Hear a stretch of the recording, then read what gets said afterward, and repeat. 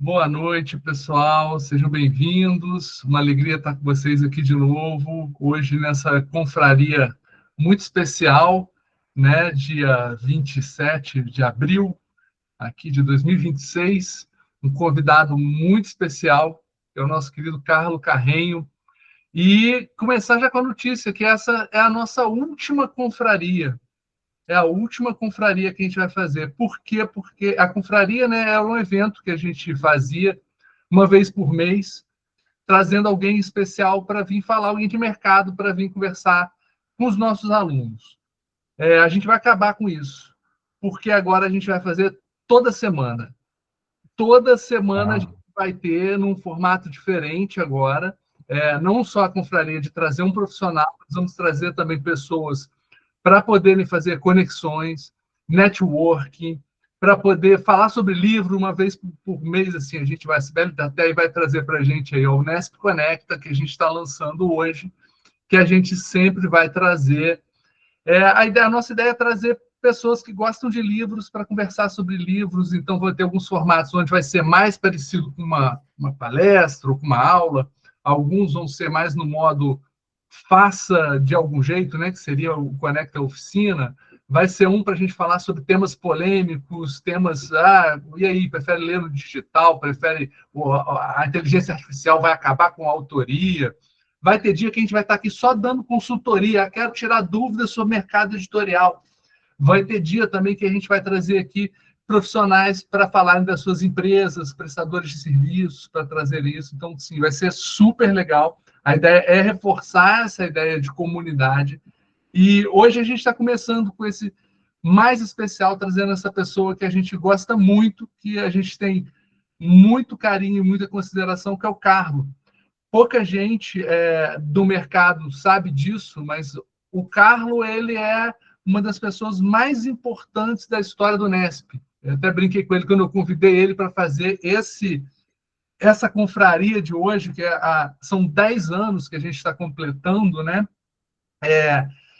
Ele foi a pessoa que apadrinhou a gente lá no início, e da nossa primeira turma, que a gente teve 33 alunos, né? A nossa primeira turma da pós de edição e gestão editorial, 28 dos 33 vieram do Publish News, vieram de quando ele estava lá na frente e ele fez um post falando assim, olha, nova pós, que ele já tinha participado de uma outra pós na FGV, que não existia mais, e quando a gente abriu, é, veio todo mundo veio por esse intermédio, né? Então a gente agradece muito também o Publish News, até hoje, que ainda é um grande parceiro nosso, né? O Carlos seguiu para outro caminho, foi para a Suécia, foi para um monte de lugar aí, continua sendo um profissional incrível, e ele vai contar para a gente hoje. A ideia é trazer, bater papo, justamente isso.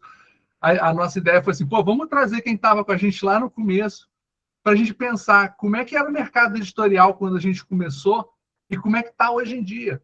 Né? O que aconteceu? E vendo alguém que está vindo lá de fora. Então, assim, a ideia hoje é a gente bater papo e eu vou passar, Carlos.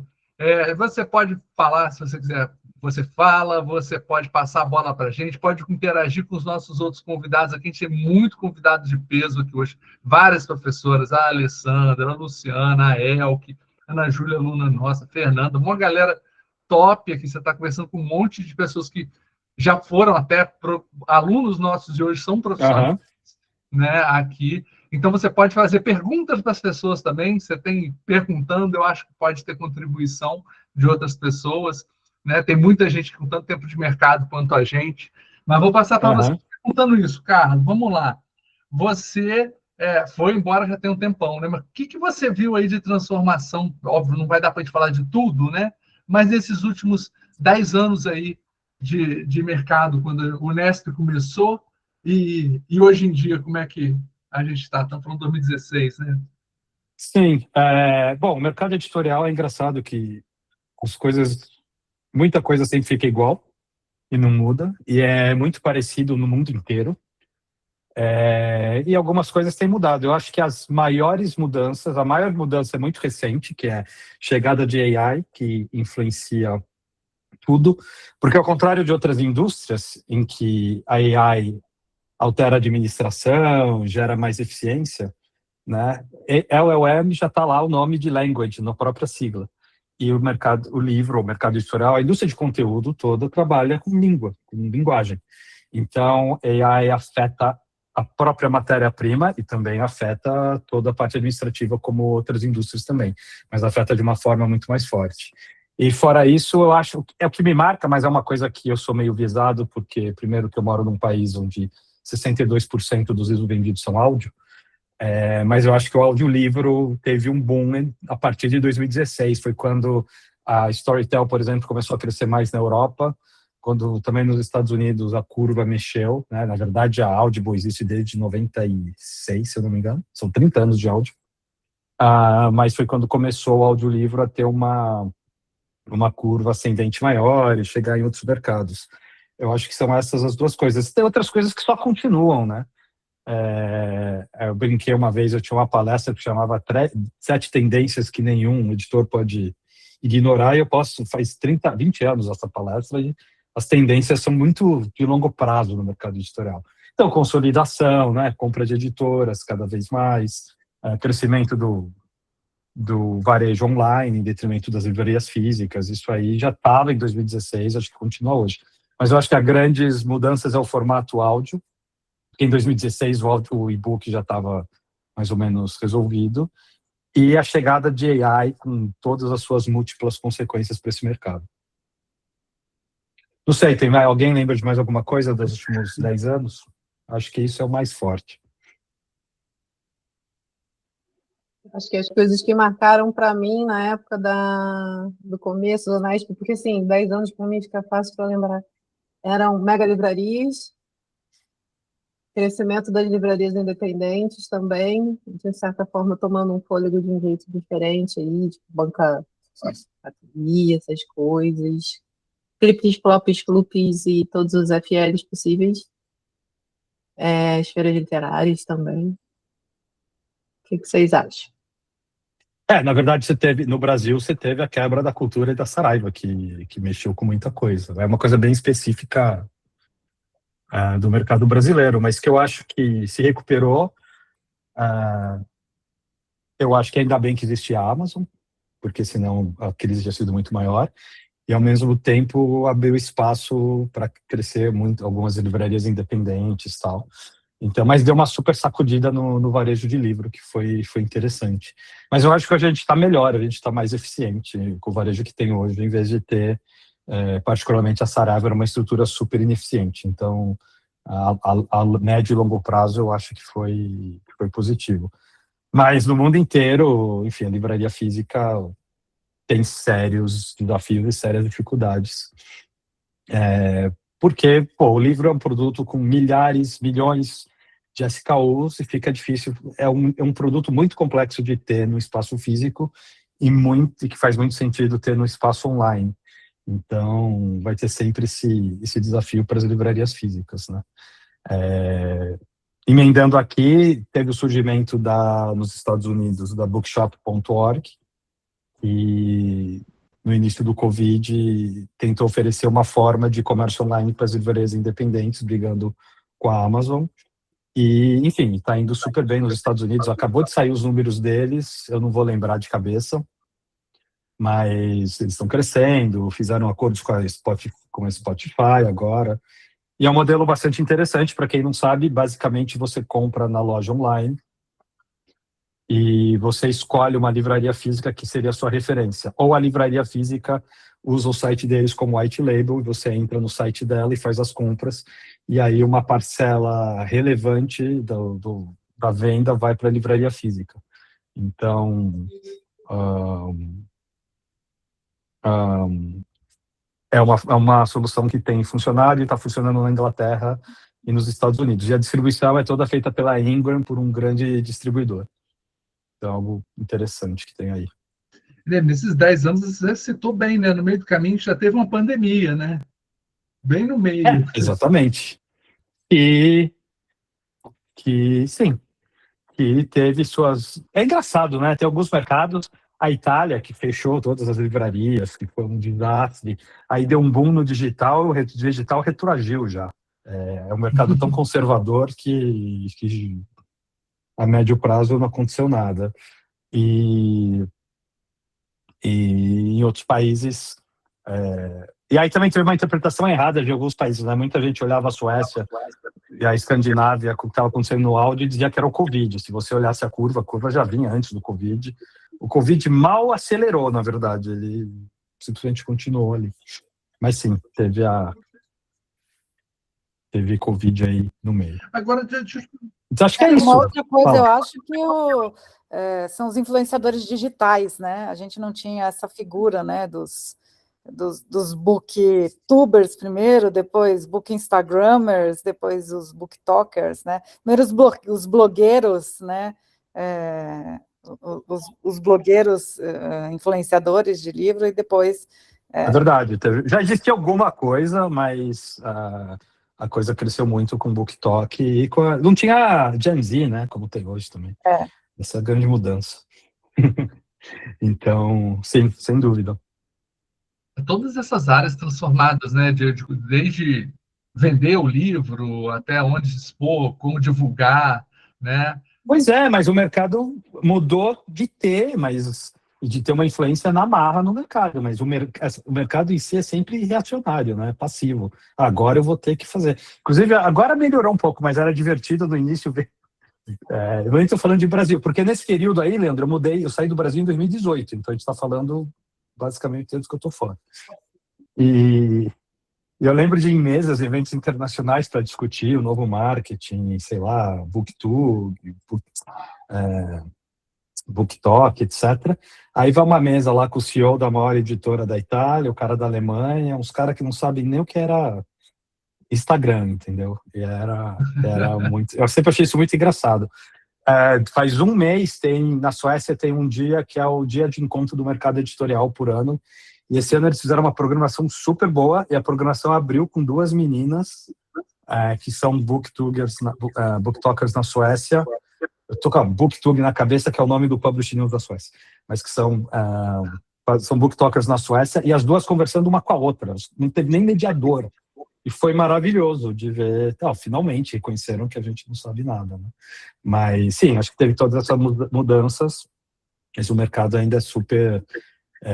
demora um pouquinho para mudar. Isso, enfim, continua sendo assim para muita coisa. Cara, um parênteses disso, que é uma história que tem me impressionado. Eu tenho, por causa da minha coluna na Publishing Perspectives, eu estou lendo muita notícia do mundo inteiro. E eu leio muita coisa da China. É super complicado, porque as matérias são super chapa branca e tal, mas as pesquisas de vendas lá agora, eu acho isso surreal. Classificam as vendas em vendas de conteúdo e vendas de prateleira. Alguém sabe a diferença?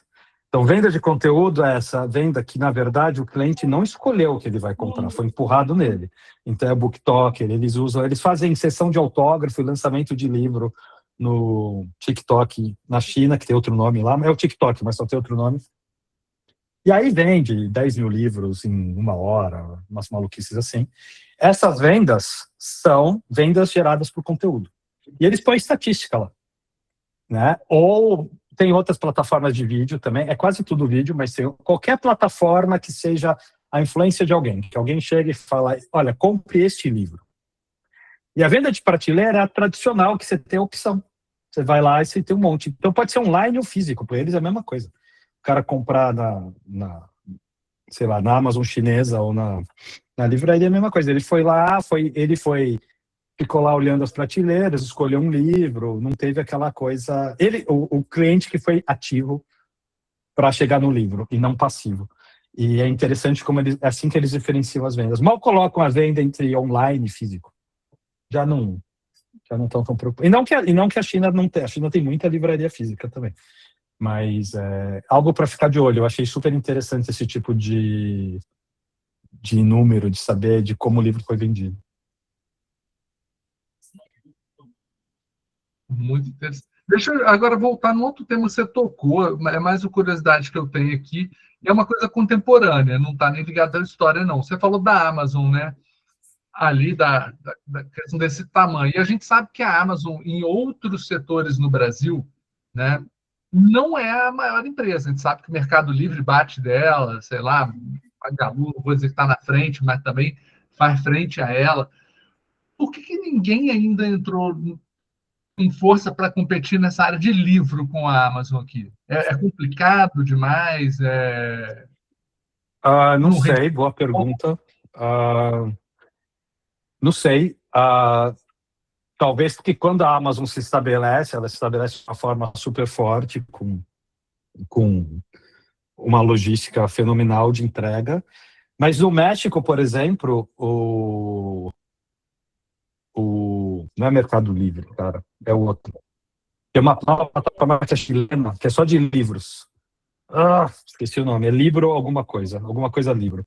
E saíram notícias aí, não, a gente quer brigar com a Amazon e tal, eles estão tentando. Eu acho que é tamanho e também a importância da categoria para a Amazon num país. Isso mudou muito. Os últimos 3 países que a Amazon abriu, e abriu até discretamente, tal, foi Polônia, Suécia e África do Sul. A Polônia, eles ainda são um mercado relativamente importante para livro, mas a Empik, que é a Saraiva da Polônia, aliás, a Empik, né, a Saraiva da Polônia, assim, você entra numa loja Empik, cara, você está na Saraiva. É uma coisa, assim, surreal. Até a posição dos brinquedos, aquela coisa zoneada, tá até no mesmo lugar, cara. É um negócio... Eu entro numa Empik na Polônia e falo, cara, estamos na Saraiva. Só que eles são roxinho e a Saraiva era marrom e amarelo. Mas enfim, isso foi na Polônia. Na Suécia, tá até na minha coluna hoje isso, nunca a Amazon foi uma livraria aqui. Eles nunca quiseram saber disso. Por quê? Porque a Suécia já era atendida... Aqui não, né? Lá na Suécia, que eu estou na Itália. Mas a Suécia já era atendida pela Alemanha. Então, quando eu mudei para a Suécia, eu fiquei 2 anos comprando tudo na loja alemã e eles não cobravam frete. Era como se eu estivesse comprando na Suécia. Aprendi muito alemão, inclusive, vendo os nomes das coisas em alemão. Tinha inglês também. Então, quando eles entram na Suécia, eles traduziram o site, mal traduzido, aliás, depois foram arrumando aos poucos, mas eles já tinham logística de entrega, eles já tinham os clientes, eles já tinham tudo. Então, não precisava de livro. O livro sempre foi... Você vai ler o livro... A Loja de Tudo, você vai entender que para o Bezos, o livro era o melhor produto para criar um grande varejo online, para iniciar. Porque é tudo do mesmo tamanho, enfim, nesse caso ajudava, tem um monte de livro, né? Então você criava aquela loja imensa. Então, por exemplo, na Suécia, essa pergunta não faz... A pergunta é o contrário, por que a Amazon não leva livro a sério e não começa a competir com as lojas locais, entendeu? Que parece que agora, essa semana, eles conversaram com várias editoras, parece que estão querendo fazer. No Brasil, foi fundamental. A Amazon entrou no Brasil, inclusive, diferente de outros países, só com o Kindle, só com o livro digital. E aí trouxe o livro físico primeiro. Isso foi super importante para estabelecer. Então, acho que nesse processo, eles tiveram que usar o livro para realmente se fincar como serem super importantes, porque eles iam construir todo o resto em cima disso. E construíram. E talvez seja difícil você brigar. Só para terminar, os países, eles abriram na África do Sul, acho que faz 2 anos. Cara, eu conversei com o diretor, como é que é o nome da loja? Enfim, da maior livraria, rede de livrarias físicas da África do Sul, o dono. E ele veio falar comigo, desesperado, porque a Amazon ia abrir lá, e ele queria entender a diferença do Brasil.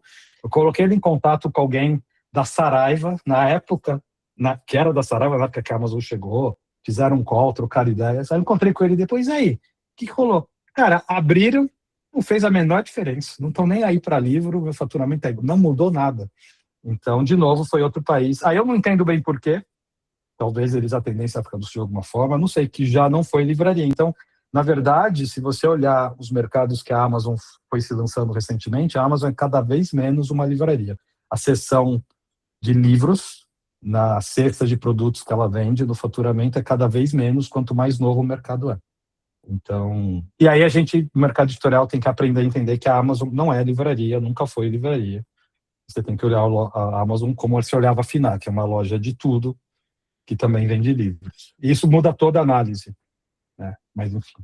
Mas o mercado editorial tem mania de achar que a Amazon é livraria, que a Eleven Labs é uma empresa de audiobooks, e tem que entender, tem que olhar um pouco que para essas empresas os mercados são muito maiores e o mercado editorial é só um detalhe para elas. E daí vem todas as questões, né, do lado negativo com a Amazon também. Legal. O Vitor Não sei tem se uma eu questão para respondi. você, cara. Fala. Respondeu. Obrigado, Leandro. Era justamente para pegar carona com a sua pergunta. Carlos, você acha que o Brasil está no radar da Bookshop para ela entrar com Não. operação aqui no Brasil? E aí, não. Tá bom. Eu pensei, né, ao invés de surgir um novo player para fazer frente à Amazon, um player brasileiro, talvez, né, a Bookshop poderia cumprir preencher essa lacuna, mas já entendi que não. Não, eu vou dizer por quê. Porque eles tentaram na Espanha e eles descobriram que se eles não tiverem um super distribuidor, como uma Ingram, então o que acontece na Bookshop.org? Não existe. Eles não têm um estoque. Eles têm um sistema. Então, o comprador entra na loja, vou localizar como se fosse, sei lá, na lojinha lá em Memphis, Tennessee, na livraria do Independente, compra um livro. Esse pedido vai para a Ingram, e imprime por demanda, tem no estoque, não importa, e ela faz o fulfillment com a caixinha da bookshop.org e manda para o cliente. Aí, quando eles abriram na Espanha, embora a distribuição na Espanha seja bem melhor que a do Brasil ainda, deu tudo errado, porque eles não tinham um distribuidor com capacidade logística de fazer tudo isso.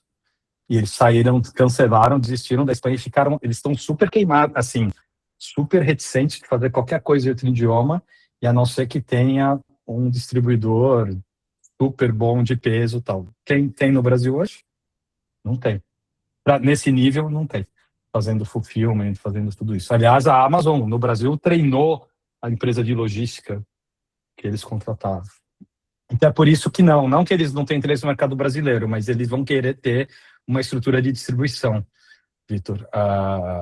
E qualquer pessoa que crie isso sem ter estrutura de distribuição é muito complicado você fazer isso. Por quê? Porque a Bookshop.org, junto com a Ingram, conseguiu criar um modelo que eles competem com a Amazon na logística. A entrega é mais ou menos o mesmo prazo, tudo funciona direitinho. Então, no Brasil, você vai ter que ter um esquema. E nisso o Mercado Livre pode funcionar, mas é mais marketplace ou outras lojas. Magalu também, que você vai ter que ter uma empresa que compita com a Amazon no atendimento e na logística. Então, esse é o desafio. Maravilha. Obrigado, Carlos. Deu para entender. Luciana, passa para você, querida. Então, Carlos, você estava falando da Amazon e que o mercado editorial precisa entender que a Amazon não é uma livraria. Tá, mas o que falta? Por que esse apego, esse amor, ou sei lá o quê? Entendeu? Aqui, eu tô no Rio, tá? Tem surgido um monte de livraria fofa, pequenininha, nichada, umas graças, assim, dá uma lufada de esperança, digamos, de uma diversidade, né? Até de uma bibliodiversidade, porque a gente sabe que a Amazon também tem um mix de produtos dela, tudo bem, é enorme, mas mesmo assim, tá? O que falta, então, cara, para a gente desapegar e entender essa verdade, que a Amazon não é livraria? Agora que você está aí de fora há tanto tempo, né? Talvez você tenha, assim, alguma ideia brilhante. Porque quem está dentro, não sei. Mas, bom, não vejo saída. No sentido, a Amazon, eu não estou tentando justificar nem nada a Amazon, é só que quando analisar, ver dessa forma, entendeu? E não ver, e não ficar... Então, por exemplo, do ponto de vista... Mas a gente não consegue. Sim, mas se a Amazon é uma livraria, então quem que está na África do Sul hoje? Né? Se os não estão vendendo livro. Então, é nesse sentido, é quando você pensar os planos da empresa e tal. Eu acho super legal que tem essas novas lojas, é um desafio imenso você ter livraria, você sabe disso, você ter livraria independente e fechando a conta. Acho que cada vez você tem que oferecer o que a Amazon não oferece. Mas, por outro, eu vejo a Amazon como tem coisas positivas e negativas. Ao mesmo tempo, a qualidade logística e de entrega no Brasil hoje é muito melhor do que antes da Amazon. Se você conseguir um livro, etc. Basta lembrar da Saraiva. Por outro lado, sim, é um monstro. Qualquer monopólio capitalista, e a Amazon tende ao monopólio. Cada vez menos, porque também, não no Brasil, mas está surgindo, tem AliExpress, está surgindo outras coisas. Hoje, você olha nos Estados Unidos e no mundo, China e Estados Unidos, a Amazon já não é a primeira, a mais moderna, etc. Mas, enfim, tem todos os problemas que ela acarreta junto, mas nesse sentido. Cara, eu acho que tem que valorizar as lojas independentes enquanto dá, mas vai ter sempre hora que se a pessoa quer o livro mais rápido, enfim, o livro não está lá, etc. Eu acho que as livrarias independentes tinham que oferecer algo que a Amazon não pode oferecer, que é justamente um super atendimento e tal, essas livrarias fofas que você está dizendo. A verdade também é que em muitos lugares, nem falando do Brasil, essas livrarias independentes também não têm um atendimento tão melhor assim que outras lojas de rede, etc. Então, enfim, eu quero que essas livrarias sobrevivam, porque eu adoro visitar, adoro estar lá, adoro comprar um livro, etc. Mas é muito complicado, é cada vez ficando mais complicado. E com a geração Z, que não quer nem sair de casa, fica mais complicado ainda. Vejo os meus 2 filhos. Então, enfim. Não sei, Luciana. É só que quando analisar a Amazon, o próximo passo, não sei o quê, ou reclamar ou elogiar, eu acho que tem que entender que eles só usaram o livro porque era o melhor produto para começar a vender alguma coisa, entendeu? E isso é importante lembrar. Pô, cara, eu queria a tua visão com relação aos e-books, aos livros eletrônicos, no seguinte sentido. Aqui, se você quiser ler no Brasil o e-book, a gente só tem o Kindle. Eu, pelo menos, atualmente, você não consegue, não tem mais nada. A gente já teve, né? O Leve passou por aqui, a Saraiva tentou, foi um grande fiasco. Leve! Alguém ainda tem Leve, né? funcionando? Funciona ainda? Eu tinha um, mas eu perdi, sei lá onde foi. A gente teve o Kobo, ficou um tempo, mas rapidinho o Kobo foi embora. Não ficou muito tempo, estava meio que atrelado à cultura, né? Ele estava preso na cultura. Como é que tá agora? Não dá para comprar Kobo mais no Brasil, nem em nenhum lugar? Não dá.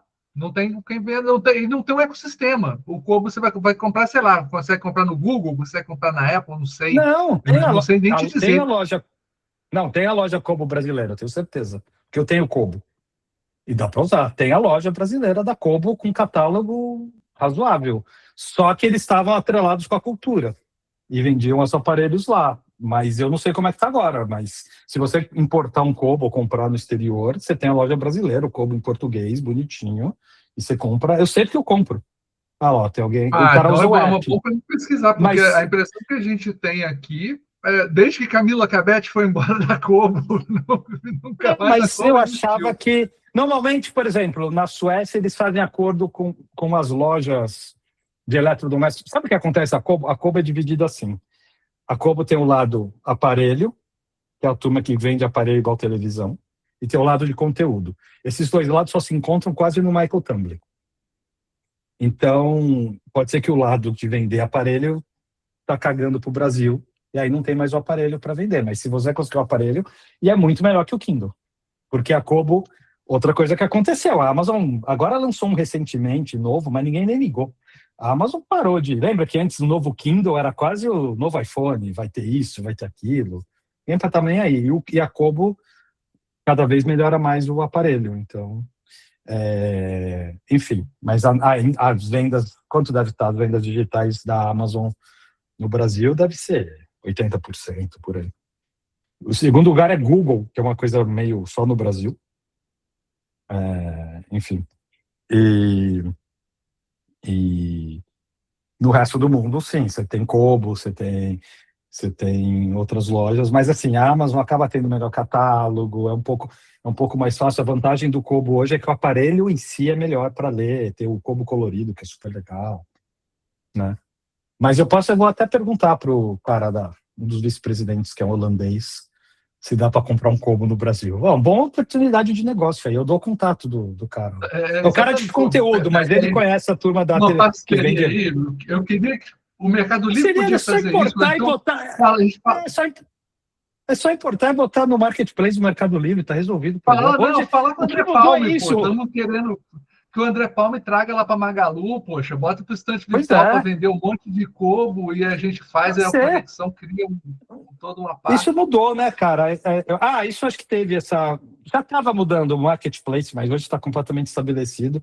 Pô, cara, quando eu lancei a carrinha editorial, para o livro aparecer em qualquer lugar, tinha que ir lá, deixar um livro na Saraiva, gestão de saco. Hoje, com o marketplace, qualquer coisa ficou bem mais simples e fácil de criar e fazer.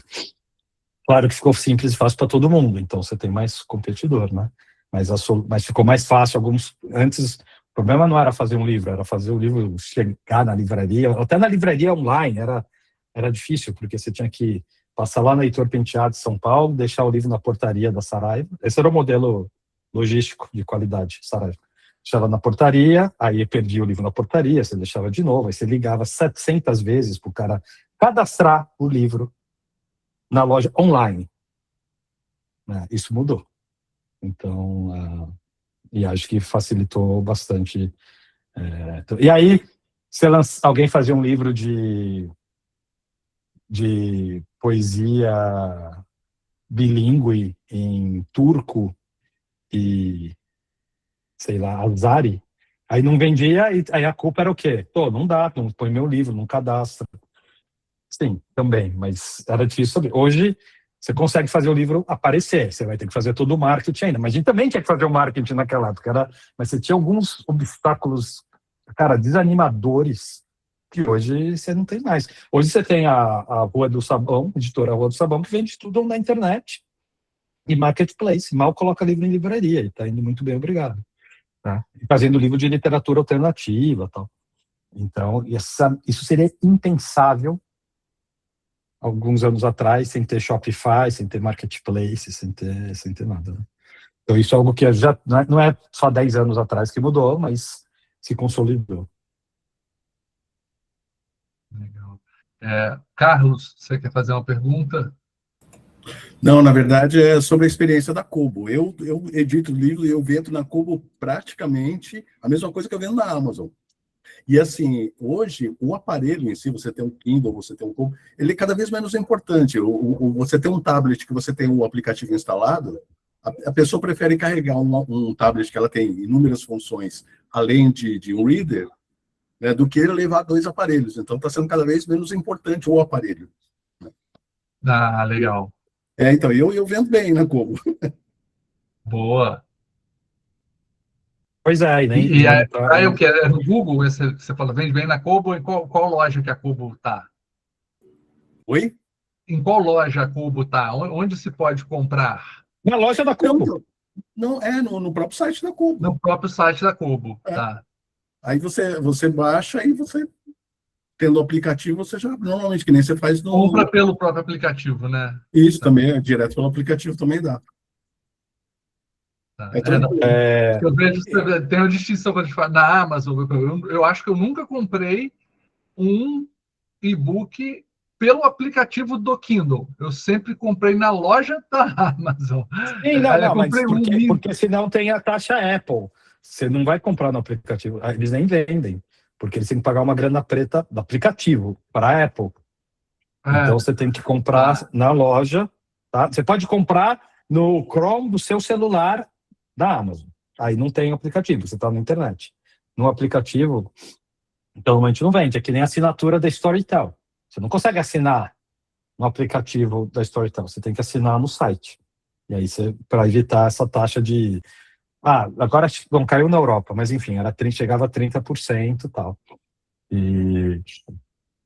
E é verdade que o Carlos falou, que você pode ler no tablet. Para muita gente, eu, por exemplo, eu prefiro ter o device separado, porque senão eu fico fazendo 10 mil outras coisas no tablet.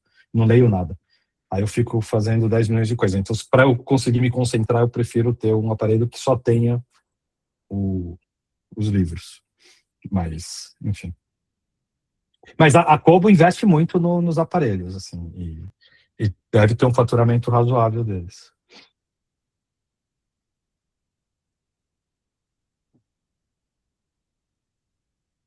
Enfim. Super bom. Agora, conta um pouquinho, Carlos, e que você... antes de eu fazer minha pergunta, deixa o Vitor perguntar de novo aí. Pode falar, Vitor. Tá bem, obrigado. Não, talvez seja uma pergunta um pouco longa, não sei se vai interromper seu raciocínio, Leandro. Não, pode falar, eu ia mudar de assunto. Tá bem. Eu queria trazer um pouco a questão dos audiolivros, né, Carrinho? O Thompson faz uma análise, ele diz que em algum momento a indústria editorial, o mercado editorial, imaginou que fosse acontecer a mesma coisa que aconteceu com as músicas, né, com a indústria da música, na qual se acabou a mídia física, né, o CD, o vinil, praticamente se acabaram, né? E imaginavam que isso iria acontecer com os livros. E quem pensou assim pensou errado, os livros continuam aí. Então o Thompson fala dessa cultura de coexistência entre digital, e-book, audiobook e livro impresso. Você acredita, é um pouco difícil falar isso, né? Mas você acredita que isso vai continuar por um bom tempo, essa coexistência, né? Sim, acho que sim. E, na verdade, teve muito pouca gente que falou que o livro físico ia acabar. Quem falou foi a imprensa, mas não as pessoas do mercado. Mas para vender notícia era divertido achar alguém. O Mike Shatskin exagerou um pouquinho, mas acho que nem ele falou que ia acabar. Mas só um detalhe aí, que na verdade foi muito mais jornalista que falou isso do que gente do mercado. Sim, eu acho que o livro físico vai continuar existindo, não vai ser igual ao vinil, mas essa relação é do livro físico com o livro digital. O audiolivro, cara, já acabou, né? Ninguém mais ouve audiolivro em fita cassete. Os alemães ainda têm 8% de venda de audiolivro em CD, só na Alemanha, mas está caindo absurdamente. Na Suécia, uma editora que eu trabalhei em 2017 já tinha queimado todo o estoque de audiolivro físico. Queimado não é faturado, não barato, é queimado mesmo, incinerou, porque não fazia mais sentido. E eu acho que o audiolivro vai acabar não tendo nem o arquivo de áudio, ele vai ser um e-book lido por AI ou por outros tipos de vozes, em grande parte dele, grande parte do consumo. Esse é o meu maior medo, mas eu acho que cada vez mais eu acho que isso pode acontecer. Então, eu acho que é um pouco diferente, né? O audiolivro é uma coisa separada, é uma experiência de leitura, ou não é leitura, tanto faz a menor diferença, é uma experiência de captação de conteúdo diferente, que eu acho que é um pouco diferente do e-book, do livro digital, e também o público de audiolivro é muita gente, tem muita gente que não lê livro físico ou e-book que ouve audiolivro. Apesar de nós do mercado queremos sempre acreditar que as pessoas estão usando os dois formatos. Saiu uma pesquisa agora foi da Spotify, porque eles fizeram esse page match, que você pode ler o livro, eu vi um pedaço. Eu continuo acreditando que isso é para meia dúzia de gato pingado, mas eles fizeram uma pesquisa que eles não explicam direito como fizeram, mas que 50% das pessoas na Inglaterra usam os dois, mas eu tenho quase certeza que a pesquisa é feita com leitor de livro físico. E eu acredito que 50% dos leitores de livro físico leiam também, ouçam o áudio. Eu não acredito que 50% dos leitores de áudio são, principalmente a gente que ouve áudio, também leiam o livro físico. Então, enfim, mas eu acho que é diferente as duas coisas, Vitor.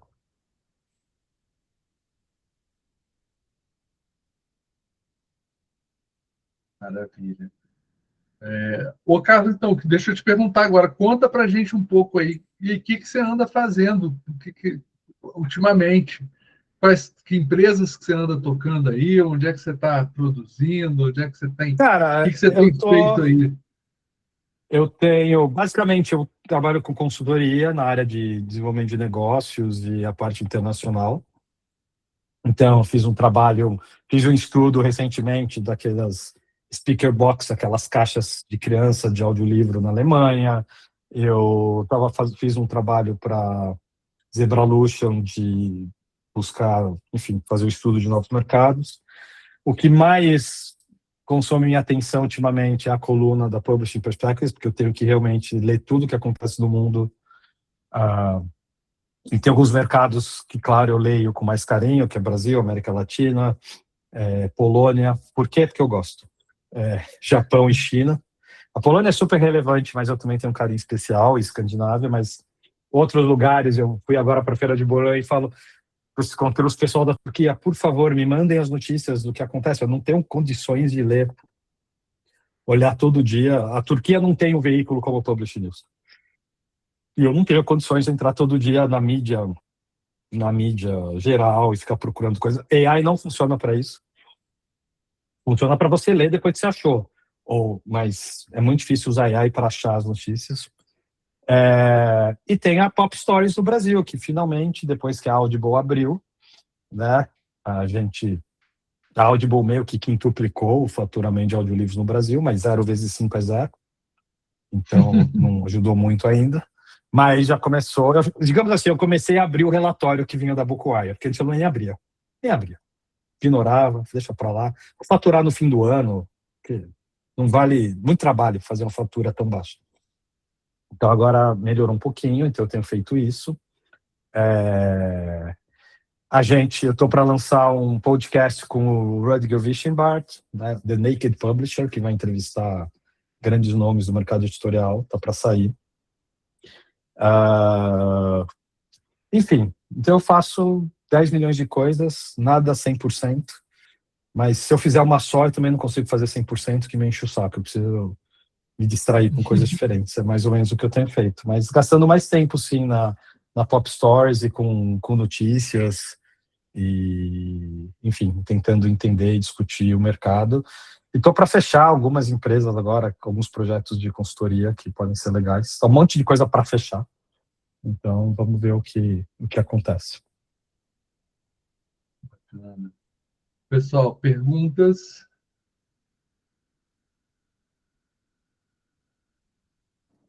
Vitor, Posso, Leandro? pode? Spotify, quando entra no Brasil com audiolivros? Um dia. Cara, a Spotify vai entrar não tenho a menor ideia, nem eles têm. A Spotify vai entrar no mundo inteiro, eventualmente, mas a loja... De novo, a Spotify não é uma empresa de audiolivros. É a mesma lógica da Amazon. Então, eles vão entrar com audiolivros no Brasil no dia que fizer sentido para a Spotify inteira, todo o faturamento deles, música, entrar com audiolivros no Brasil. Então, se surgir uma oportunidade no Sudeste Asiático, que eles têm que melhorar a presença deles em Bangladesh, com música, eles vão deixar o Brasil para depois, o audiolivro, porque ele vai entrar no Bangladesh, não sei. Então, assim, vai acontecer algum momento. Acho que tem razões para eles considerarem o Brasil como prioridade. Tamanho, porque aqui no Brasil a disputa com a Deezer é maior que outros mercados. Então, eu acho que pode acontecer, mas não dá para saber. Não tem planos, não tem ninguém muito de olho no Brasil, como não tem ninguém muito de olho na Itália, na Spotify, enfim. Então, mas eles já estão em Liechtenstein, né? Eles anunciaram Liechtenstein como se fosse do mesmo tamanho da Alemanha, né? Quando entrou no DAR. E também anunciaram Mônaco. Eu me diverti com Mônaco, falei, não. Eles anunciaram no mesmo dia que fez Suécia, Finlândia, Dinamarca. Aí eles não têm Noruega, porque a Noruega, a lei do preço fixo é uma maluquice completa. E um mercado super regulamentado, que nem a Spotify conseguiu lá. Aí eles colocaram Mônaco. Aí saía na manchete do release. Aí eu vi aquilo e já tinha aberto em Luxemburgo também, com o mesmo destaque da Holanda, e Liechtenstein com o mesmo destaque da Suíça. Aí eu botei no meu LinkedIn. Depois do Luxemburgo e Liechtenstein, Spotify chega em Mônaco. Essa era a manchete. E daí só no texto que entrou na Escandinávia. Aí eu falei, vou ver se a mídia, adoro essa palavra, monaguesca, deu alguma coisa. Cara, eu fiquei 2 dias lendo o jornal de Mônaco. Para ver se saía alguma coisa do Spotify aberto. Ninguém deu nada. Completamente ignorado. Mas, Vitor, é isso, assim, não dá para saber. Agora, Spotify na Pop Stories é a 3ª loja que mais vende no exterior. E você acha em que português. algum outro fator que não a entrada do Spotify no Brasil vai alavancar a produção de audiolivro no Brasil, as editoras se animarem a produzir mais? Se sim, qual o fator esse? Cara, tem que vender mais, né? E para vender mais, você tem que criar público. Não adianta lançar, enfim, pega aí um produto maravilhoso, eu vou lançar e não vou avisar ninguém. Não adianta, você tem que criar público. Hoje você vai em Estocolmo no metrô e você tem, sem exagero, de 20% a 60%, depende da época, de toda a publicidade do metrô é de audiolivro. Num país que 1 milhão e 20% das famílias ou mais, 25% das famílias já tem uma assinatura de audiolivro. E continua uma publicidade, continua um enfoque, etc. E a Audible chegou no Brasil e envelopou um carrinho de sorvete do Sorvetes Rochinha na Flip. Né? Então, por que a Audible cresceu tanto? Cresceu porque eles se alavancaram nos clientes da Amazon. Você vai lá comprar um livro na Amazon e você vê que tem audiolivro. Por isso que eles cresceram. Mas ninguém está criando audiência, não está tendo grandes publicidade, não está tendo nada. Então, não tem o livro audiolivro na novela.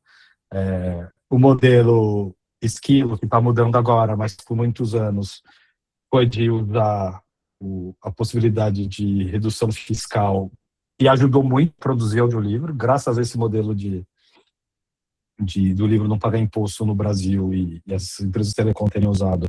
Graças a esse modelo se produziu muito audiolivro no Brasil, mas esqueceram, de novo, de desenvolver a audiência. Então, Vitor, qualquer empresa que desenvolva audiência, por que a Spotify vai desenvolver audiência? Primeiro tem um monte de gente que ouve podcast no Spotify, e o salto de podcast para audiolivro, com certeza é muito menor que o salto de leitura de livro com os olhos para ouvir audiolivro. Então, eles têm um público potencial ali enorme. E eles sabem usar as coisas. Então, na Suécia, quando lançaram, ficava aparecendo audiolivro para você testar.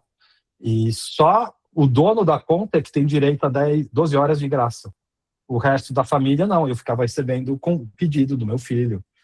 Quero ouvir audiolivro. Eu falava, não vale a pena, porque daí a BookBeat é melhor. Você quer uma BookBeat? Vamos fazer um da BookBeat. Ou da Storytel. Mas, enfim, o ponto é, eles têm na mão milhões de pessoas que ouvem, e que muitas ouvem podcast, e de novo, saltar de música e de podcast para audiolivro, na minha opinião, é um salto muito menor do que leitura para ouvir audiolivro. Então, hoje eu acho que a Spotify é o grande candidato a conseguir, talvez, mudar, alavancar isso no Brasil. Agora, vamos lembrar as datas, né? A Audible tem 30 anos para chegar onde chegou no mercado inglês. A Storytel tem 20.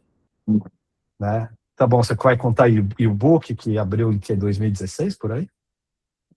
A gente já está em 10. Se você não considerar o e-book, ou considerar que o e-book foi... Que seja 2016 e-book. E que seja o início do audiolivro no Brasil. Então, vamos aplicar a lógica da Audible. São 30 anos. Então, em 2046, a gente vai estar no mesmo tamanho que o mercado americano. Não, mas é mais fácil, porque o outro não sou primeiro. Sim, vai ser um pouquinho mais rápido. Mas essa expectativa de você pegar... A curva da Storytel é maravilhosa. De 2006 a 2015, nada aconteceu. Nada. Aí, cresceu exponencialmente. Aí você vai para o Brasil, faz um planejamento de 2, 3 anos, você pega só um pedaço da curva do crescimento. E não a curva inteira. Pô, cara, aí não vai acontecer. Então, o Brasil não está tão atrasado assim se você vê o momento que ele entrou na corrida. Né? Ele não começou junto com os outros. Então, pois vai demorar. Para acelerar isso, investimento em público, gastar muita grana em marketing, em parceria com empresas de telecom. Não telecom de celular. Também se elas começarem a avisar as pessoas que eles podem ouvir audiolivros, mas com TV, com jornal, com grandes empresas de mídia. Imagina se assinasse o UOL e se ele tivesse direito a um audiolivro por mês. E você soubesse disso. Não estou falando isso para não pagar imposto. Você soubesse disso.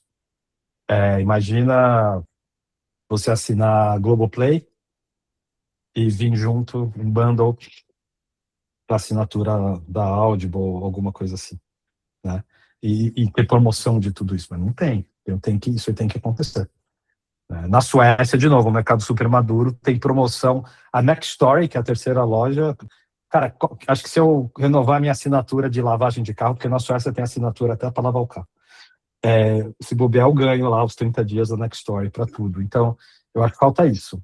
É isso que está faltando. Não é nem para produzir. Produzir audiolivro não é o problema. O problema é as pessoas ouvirem mais. Maravilha, obrigado, Carrinho. Alguém discorda? Porra, as pessoas não falam nada, só concordam. Por favor, discordem. Carlos, eu queria fazer uma pergunta. Tudo bom? Aqui é a Eliane. Oi, Eliane, Você tudo tá? bem? Tudo bom. Tudo, e você? Eu achei ótimo você tocar nesse ponto do audiolivro, que você sabe, né? Estou ensinando lá na ECO, batalhando para formar público aí para o audiolivro. E ontem eu cheguei da Feira de Buenos Aires, onde teve um dia de Contec, metade do dia sobre audiolivros. Está me ouvindo? Tô te ouvindo, É tô que te eu estou com o ouvindo. ventilador aqui ligado. E você tocou num ponto que eu acho super intrigante, que é justamente essa questão, né? Fala-se muito sobre o audiolivro. Inclusive, na Bienal, ano passado, a gente teve mesa sobre audiolivro, e eu percebi que também na Feira de Buenos Aires, apesar de se ter um dia, um meio-dia de debate, não havia um lugar para se ouvir audiolivros, né? O audiolivro ainda não entrou nesse universo das feiras dos livros, pelo menos no Brasil, e até ontem, quando eu vi, na Argentina. Isso me intriga muito, porque se fala que é preciso formar ouvintes, né, leitores de audiolivros, mas eles não estão nos lugares onde os leitores circulam.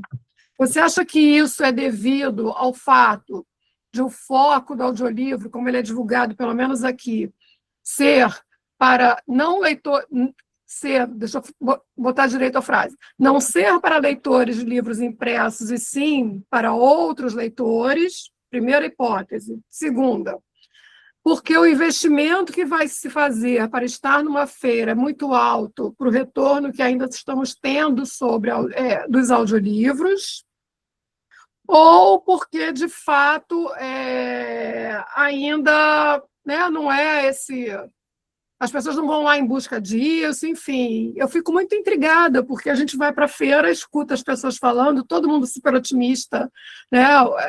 Na feira tinha o pessoal do México, da Espanha, da Argentina, brasileiros, e assim, todo mundo muito feliz com o crescimento do audiolivro, mas o audiolivro não estava fora da sala de debates, né? Como é que é a sua visão sobre isso? Não, eu acho que é uma coisa... A principal resposta é super boba, mas eu acho que é muito prática. É muito complicado você criar experiência de audiolivro numa feira, particularmente nas feiras latino-americanas, que é um barulho, vai ter que usar aquele fone Bose com isolamento acústico e olha lá. A Hamburg, que é uma editora que um amigo meu, SEO, fez isso recentemente, acho que em Frankfurt, criou lá uns espaços para as pessoas ouvir, ou os fones de ouvido, mas, pô, no mesmo espaço que você põe 60 livros de uma editora, você vai pôr o quê? E daí você pode alcançar 60 pessoas, as pessoas passam, você vai pôr um monte de fone de ouvido ali, então é super complicado. Eu acho que, na verdade, é muito complicado você divulgar o consumo de audiolivro dessa forma ali. Você pode ter um grande stand de uma Audible, de uma Spotify, etc., e para tentar vender a marca, alguma coisa assim. Mas é muito complicado. Eu acho que é muito complicado fazer isso nas feiras. Não é nenhuma questão de preço. No fim é preço, porque o resultado vai ser muito pequeno. Mas, de novo, eu não estou no Brasil há um tempão, então pode ser que esteja acontecendo muito mais do que eu vejo, mas eu não vejo... Pô, cara, tem publicidade de audiolivro no rádio, né? Onde as pessoas no vão metrô, ouvir. né, como você falou, né, já que o audiolivro é para quem está em trânsito, para quem está fazendo outra coisa, a gente não vê no metrô também, né? Não, ninguém quer investir. Então, Sim. você vai no Brasil, aí o Book não está investindo em muita publicidade, a Spotify ainda não lançou, a Esquilo está se transformando hoje, está tentando ser mais uma empresa mais de B2C, talvez comece a investir, mas acho que não teve grandes coisas, está com muito foco fora, e a Audible monta em cima das vendas do próprio site da Amazon, porque as pessoas vão lá para comprar livro e não vê necessidade de fazer um super investimento ainda. E pelo crescimento deles, faz sentido, né? Então é isso. A Argentina, então, não tem nenhuma loja, praticamente. Então, quem é que podia estar na Feira de Buenos Aires? Não tem nem barra livros, por certeza não. Então, eu acho que essa que é a dificuldade. Mas eu acho que o caminho não são as feiras de livros, eu acho que o caminho é... Claro, é legal ter alguma coisa ali, mas vamos achar... De novo, o salto de quem ouve outra coisa para ouvir audiolivro é menor do que o salto de quem lê para ouvir. Então, Verdade. claro que no primeiro momento engana, né? Porque é óbvio que o primeiro usuário de audiolivro vai ser o leitor de livro, porque é o cara que já lê, que vai tentar, mas tem um limite ali. E eu acho que o grande potencial tá no resto do oceano. Mas eu acho que, honestamente, nas feiras é uma questão de praticidade. Se alguém inventar um jeito... por exemplo, podia fazer uma coisa, e dá para fazer, tem tecnologia para isso, que você anda pelo corredor e quando você passa no espaço, você vai ouvir, sem fone nem nada, você ouve um pedaço de audiolivro. Uhum. Mas que efeito vai ter isso? Porque você tem que ouvir 2 parágrafos, não 2 linhas, né? Então, eu acho que ter os eventos, ter esse tipo de coisa, eu acho que ajuda, mas eu acho que é uma questão que todo mundo tem. A Audible em Frankfurt coloca 2 fones de ouvido gigantes lá no meio no pátio externo dos pavilhões, e vai todo mundo lá tirar foto, tipo, como se fosse aquelas letras gigantes, nome de Cancún, essas coisas, vão lá tirar foto com fone de ouvido. Uhum. Honestamente, super funciona, entendeu? Mas você não está ouvindo o livro ali, ou talvez até tenha algum botão lá que aperte, eu nem sei.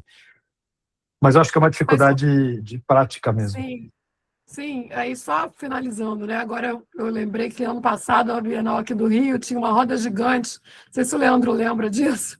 Tinha uma roda gigante que a gente entrava numa fila e cada compartimento daquele da roda gigante tocava um audiolivro e a caixinha e você tinha lá que rodar, era, você né? tinha que rodar, mas tinha que rodar inteira a roda gigante, segurava você lá dentro. Então, Isso, aí foi uma boa solução, porque isso. prendeu o cara, né?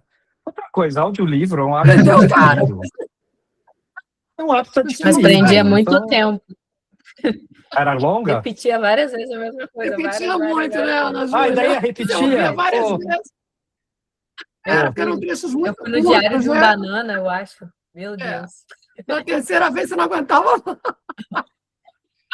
então, tá E vendo? tinha também os fones. Lá tinha também os fones da Audible. Você podia escutar alguns. Tinha tipo uma telinha e você escolhia qual que você queria. Aí você botava o fone. Mas eram só 2 assim mesmo. Uhum. Com aquele fone grandão. Aí Então, dois lugares pra mas sentar. eu não acho que é má vontade, eu acho que é complicado, assim. Difícil, né? Estamos buscando enfim. a forma, né, de como alcançar as pessoas, né? Eu acho que sim. E realmente tem que criar campanhas de ter o audiolivro presente em todo lugar e mostrar que é legal. De novo, tem que parar de olhar para os Estados Unidos e achar que o audiolivro aconteceu nos últimos 3 anos.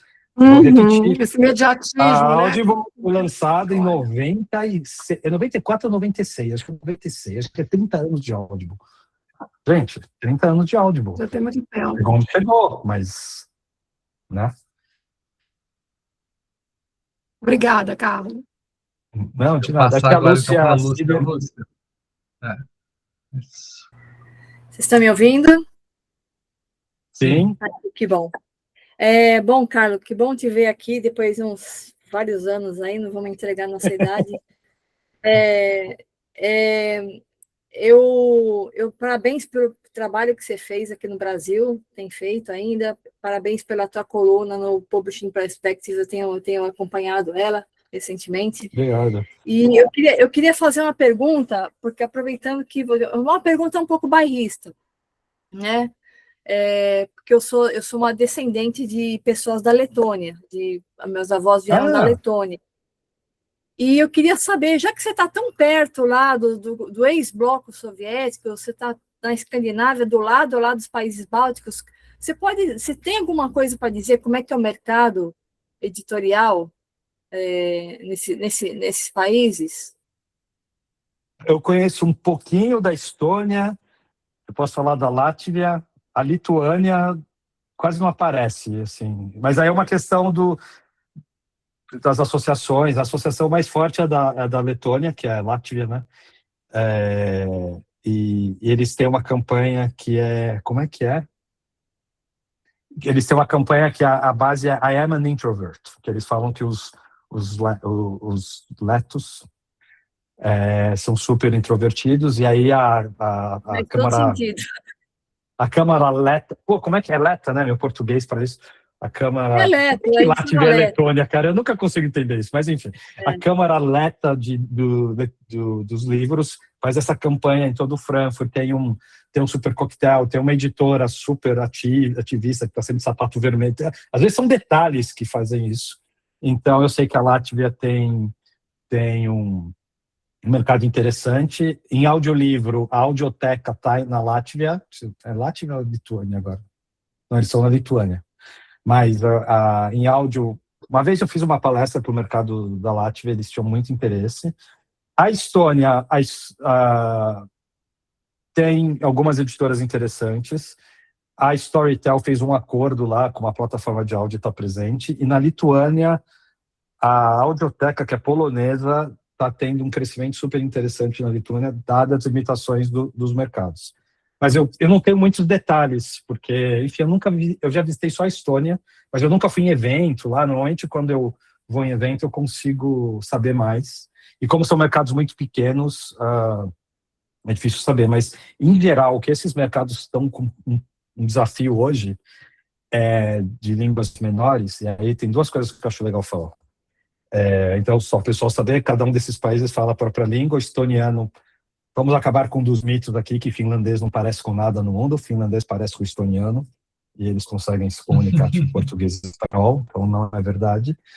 Mas são populações muito pequenas. Por exemplo, a Estônia, se não me engano, 1.300.000, e desses, uma quantidade imensa são russos, então pouca gente fala estoniano. Aí você tem a Letônia que fala outra língua, e a Lituânia que fala outra língua.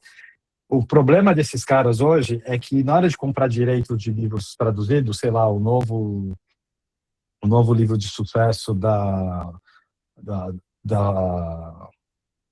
sei lá, pega aí um dos grandes best-sellers comerciais, ninguém dá muita bola para eles, porque é um mercado pequeno, pega um livro para traduzir. Aí eles começam a traduzir o livro. Aí o inglês, o distribuidor em inglês, manda os livros em inglês para lá. E como as pessoas, principalmente os jovens desses países, leem inglês, perde todo o sentido traduzir o livro. Então hoje está um problema, porque eles estão falando, gente, se eu for traduzir, eu preciso lançar junto, senão não dá certo. É uma briga deles que eles estão tendo. Então, cada vez mais as pessoas estão lendo inglês na Europa, particularmente nesses países, e ninguém tem paciência de esperar. Então, essa é uma discussão que tá acontecendo muito, e muitos deles até, tá bom, não vou mais pegar a tradução para fazer se eu não tiver o livro antes para lançar conjuntamente.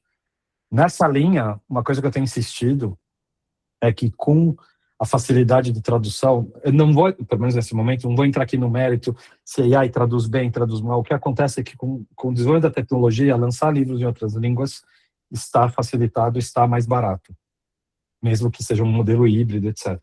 E toda vez que se fala disso no mercado, é sempre, não, agora nós, editores em inglês, vamos conseguir lançar livros em Ubuntu, em Angola, porque agora vamos usar AI para fazer isso. Então, deixa eu falar, o pessoal que fala Ubuntu fala inglês.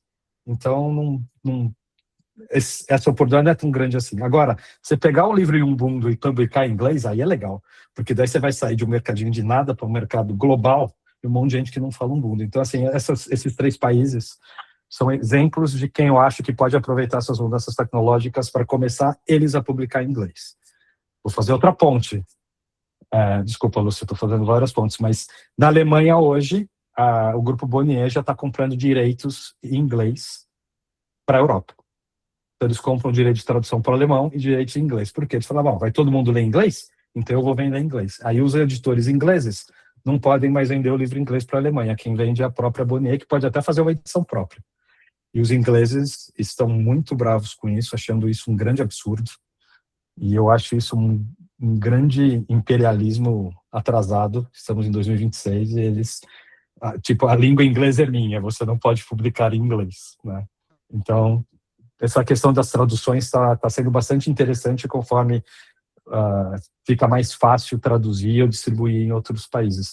Mas é tudo que eu posso falar desses três países. Particularmente, a Letônia é muito presente nas feiras, procura estar super atualizada, tem uma associação super forte, e é um os países pequenininhos, mas que bate anual. Eu acho que eu posso dizer. E adoraria visitar, na verdade. Eles têm um evento lá, eu preciso me convidar para ir, porque é ridículo de barato ir de Estocolmo para lá, para Riga, às vezes é mais barato do que eu ir de trem para Gotemburgo. Então, aí se eu for, aí eu começo a aprender mais, aí você visita uma livraria, e você entende melhor as coisas. Mas legal perguntar desses países, que eu acho que eles são fascinantes. E eles adoram a Escandinávia, E né? a É muito Rússia? engraçado E a isso. Rússia, como é que é? A Rússia eu Agora não fiquei posso mais curiosa. ir. Tenho a minha coluna hoje e agora eu não posso mais visitar a Rússia por um bom tempo, porque eu resolvi falar do mercado russo. Eu posso falar bastante. Mas a semana passada, a Exmo é a maior editora russa, eles controlam 80% do mercado de livros de interesse geral. E o dono, o Oleg Novinik, alguma coisa assim, ele também é o dono da Chitaigorod, que é a maior rede de livrarias russa, que tem 80% também do varejo. Então esse cara controla 80% da publicação, 80% das vendas. E tem um CEO da parte editorial, que é o Yevgeny Kapiev, que é um cara que eu conheço pessoalmente, muita gente na Europa conhece. E semana passada, porque uma editora que a Exmo comprou, chamada Popcorn, que era uma editora LGBT para jovens, e por causa dos livros que ela publicou, que a Rússia decidiu banir, na verdade, o movimento LGBT é considerado um movimento terrorista na legislação russa atualmente. E aí o Kapiev foi detido na terça-feira e ficou 2 dias sem saber nada. Enfim, meus amigos russos me disseram, eu fui pesquisar, botei no LinkedIn e tal. Finalmente, eu consegui descobrir que ele foi solto, ele ficou 2 dias preso, foi solto, que era para dar esclarecimentos. Ele e mais 3 funcionários. Foi solto na sexta. No sábado, ele já fez um post no canal Telegram dele, dizendo obrigado pelo apoio, não vou me manifestar agora, blá, blá, blá. Enfim, e aí hoje na coluna eu coloquei, enfim, toda essa história que eu acabei de contar, e coloquei, e daí o que ele faz toda semana, ele divulga e comenta a lista de mais vendidos da Rússia. E essa semana o 5º livro mais vendido é 1984, do George Orwell. Então eu coloquei na ilustração do caso dele a capa do livro em russo do 1984. E no meu LinkedIn o hashtag está lá, censura, alguma coisa assim. O texto é super comportado. Mas eu adoro a Rússia, vou dizer por quê já, e não o governo russo, mas... E com isso eu destruí minha... eu fui convidado para ir lá em setembro, acho que ia ser de novo, ia ser uma decisão difícil, agora ficou fácil de não ir. É um mercado enorme, super fascinante, tem esse super consolidado por causa do grupo Exmo, a AST é outra editora que se juntou com a Exmo.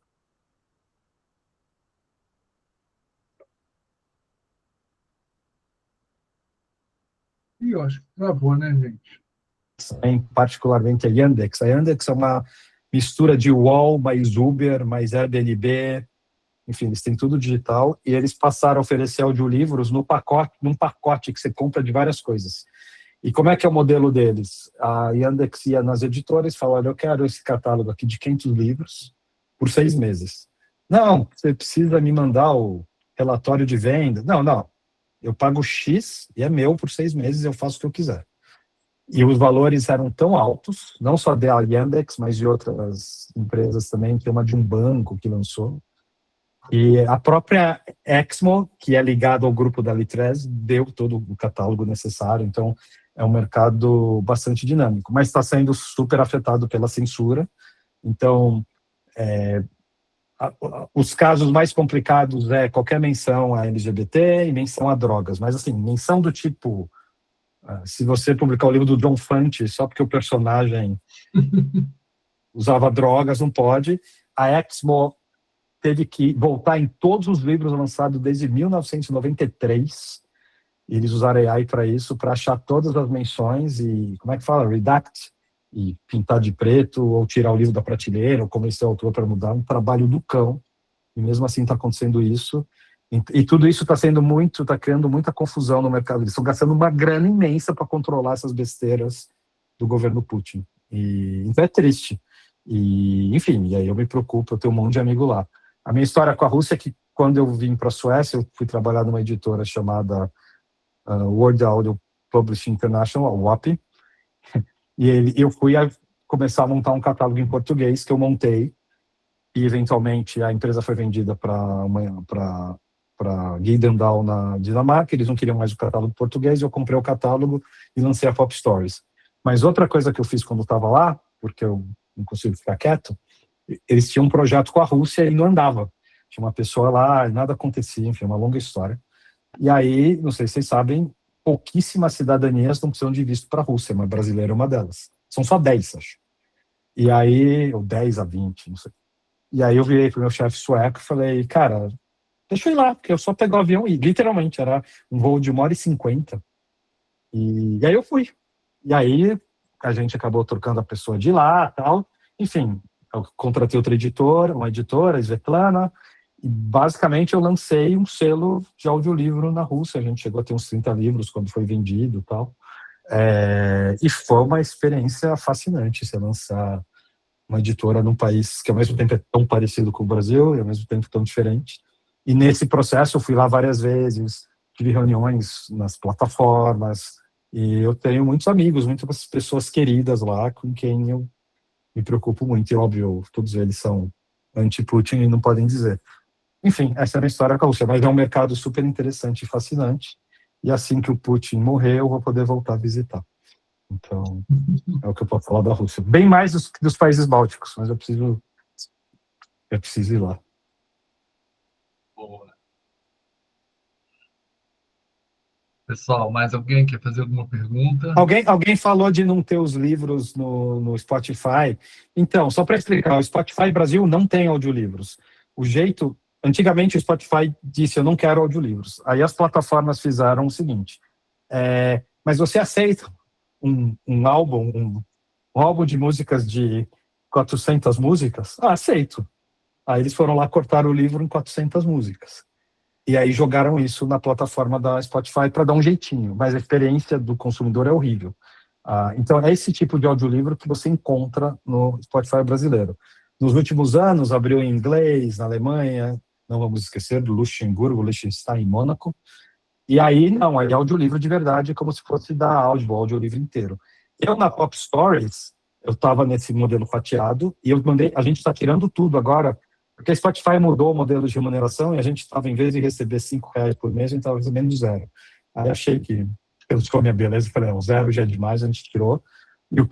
O que a Spotify é a minha terceira loja, é vendendo livro em português para países que não falam português. Enfim. Então, e todos os países que eles vendem já venderam, menos Liechtenstein. E eu sempre olho no mapa e tem um buraco branco, assim, Liechtenstein, preciso que alguém ouça. Carlos, você tem essa relação aí com a Itália. E San Marino, não vão botar para vender em San Marino? Pois é, não tá nem... É capaz de quando lançar Itália, vai ser... O press release, eu tenho certeza. Spotify lança audiolivros na Itália e em San Marino, do mesma importância. É isso que é divertido. Não tem problema mencionar o Liechtenstein. É engraçado, né? E vai ter Andorra também quando lançar na Espanha. Entendeu? É verdade. Mas eles estão no Benelux, estão no DACH, né, que é Alemanha, Suíça e Áustria, estão na França. Na França está vendendo muito. Estão na Escandinávia, e nos mercados de língua inglesa, basicamente. E tem algumas experiências em árabe e tal. Então, assim, acho que vai abrir nos outros lugares. Mas, vamos ver. O mercado de audiolivro na Itália não é muito diferente do brasileiro. É bem pequeno e pelos mesmos motivos. Ninguém investiu em nada. A Itália ainda tem. Você compra o jornal na banca ou no tabaque, e você ganha o livro, tem aquelas campanhas com o livro, ainda existe isso na Itália, então é uma coisa super forte, mas os caras lançam plataforma de audiolivro aqui, não tem uma parceria com o jornal, cara, é um negócio assim, sabe, de novo, não é só lançar e o quê? Tem que investir em criar um mercado, o mesmo problema Itália, América Latina e Brasil, estão nós ou mesmo na mesma situação. E a América Latina agora, com Audible e Esquilo, prometendo investir um pouco mais, vamos ver. Gente, mais alguém quer perguntar alguma coisa? Alguém falou assim, tem um monte de livro pirateado na Spotify. enfim. Mas eu ganho a mesma coisa com os pirateados e não os pirateados, é zero. Então, por isso que eu mandei tirar. Aí agora vai ser tudo pirateado. Vai ficar... Pelo menos não atrapalha o relatório, fica aquele monte de linha para nada. Zero, né? 8 centavos que você ganha por livro. Pois é, cara. Então... Mas, enfim, todas essas histórias de Rússia, se vocês me seguirem no LinkedIn e na coluna, vocês vão acompanhar. Porque esse é outro país que eu leio as notícias todo dia. E quando é que a gente vai ter IKEA no Brasil, Carlos? Pô, eles existiram, né, cara? É o que a gente quer saber. A gente quer saber de livro, a gente quer saber da IKEA. Quando vai ter IKEA no Brasil? Por causa das prateleiras, né? Cara, o Brasil não é para amadores, já dizia Antônio Carlos Jobim, né? Eu vou contar uma história de Moscou, sobre o IKEA, já que você falou. Eu não sei quando eles vão vir para o Brasil, eu acho que o fato de ter Tok-Stock segurou um pouco as coisas, mas eles foram para a Rússia e saíram agora. Acho que saíram, sei lá. E aí é um momento como Rússia é igual ao Brasil. Cara, essa história me contaram, eu não acreditei, aí eu confirmei com algumas pessoas, empresários lá, e é verdade. Então a IKEA ia abrir em Moscou, tá? Num dia tal. Campanha no rádio, tudo aquilo e tal. Uma semana antes, chega o representante do sindicato dos trabalhadores de empresas fornecedoras de energia. O sindicalista da Light. Ou o presidente da associação dos funcionários da Light. Enfim, alguém assim. Chega lá pro sueco e fala, olha, é o seguinte, a vida tá difícil, né? Tal, não daria para contribuir para o fundo, não sei o quê, da associação. Só que falou, não, isso aí não é problema meu. Bem sueco, bem russo. Então, não vou fazer nada disso, tal, blá, blá, blá, blá. Ok. No dia da inauguração, sábado, meia hora antes de abrir a loja, sem energia. E aí, eu falo que a Rússia é o Brasil on the rocks, cara. Eu pego o gelo, boto o Brasil on the rocks. Aí a IKEA contratou um advogado russo. É sério essa história. Que pagou uma grana, que resolveu o problema. E houve luz no fim de semana seguinte. E a associação ficou feliz, o advogado ficou feliz, a IKEA abriu desse jeito na Rússia. Não é o Brasil on the rocks.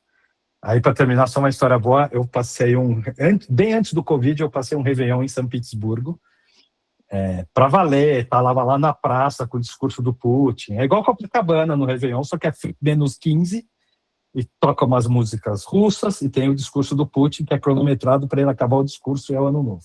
Aí, Rojan, cara, é muito parecido, assim, no sentido da muvuca, tá todo mundo lá, tal.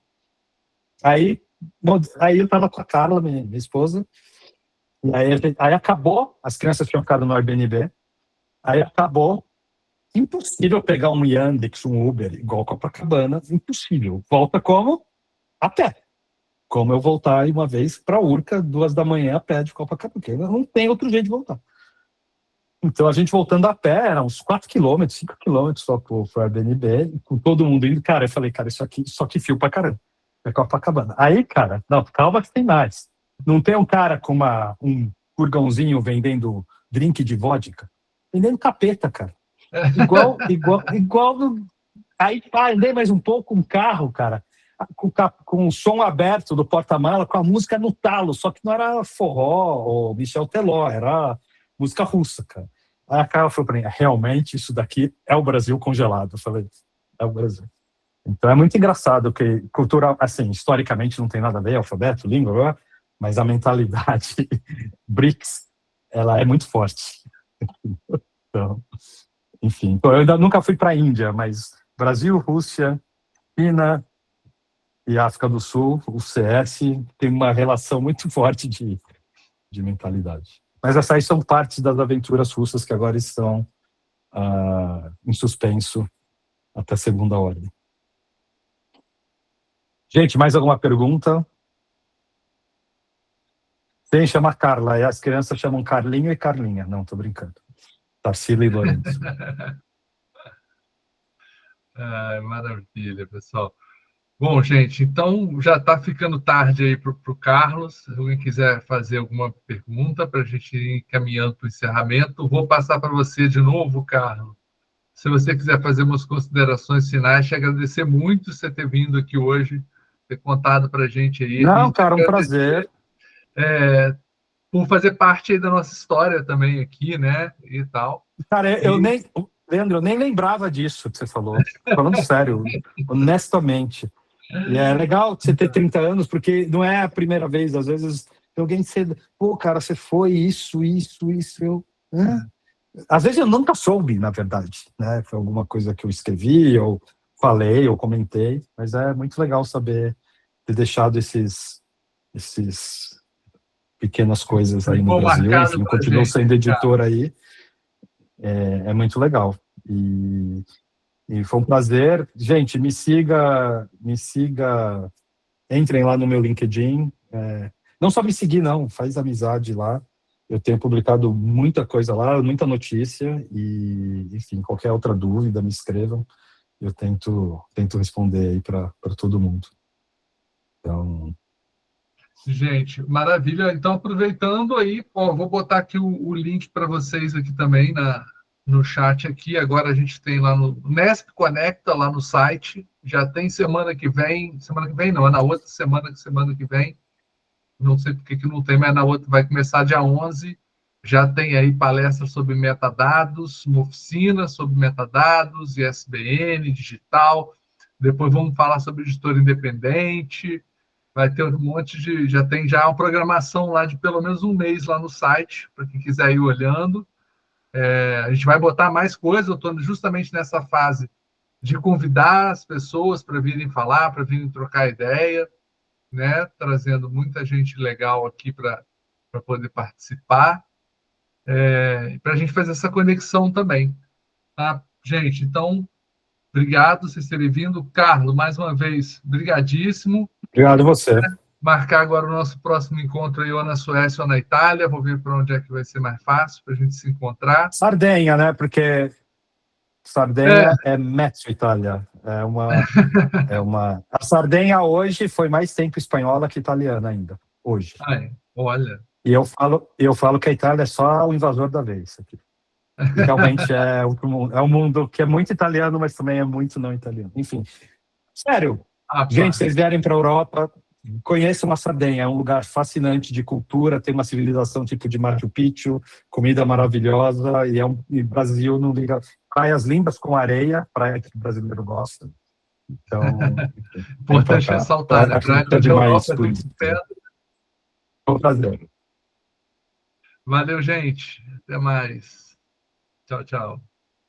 Aqui não. Tchau.